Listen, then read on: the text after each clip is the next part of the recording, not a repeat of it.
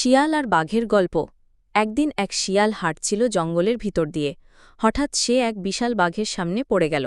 বাঘটি তাকে দেখে গর্জন করে বলল, তুই আমার খাবার হবি। শিয়াল বুঝে গেল এখন চালাকি ছাড়া রক্ষা নেই। সে একটুও ভয় না পেয়ে হাসতে হাসতে বলল, তুমি জানো না আমি এই জঙ্গলের রাজা? সবাই আমার কথা শোনে, তুমি আমায় খেলে বিপদে পড়বে। বাঘ হেসে বলল, তুই রাজা? প্রমাণ দে।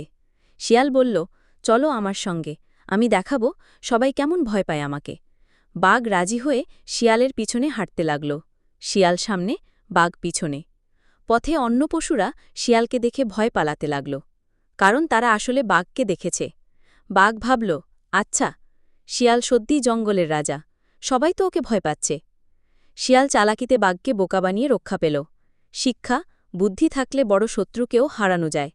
এই গল্পটি আমাদের শেখায়, কখনো কখনো সাহস ও বুদ্ধিই হয় সবচেয়ে বড় অস্ত্র।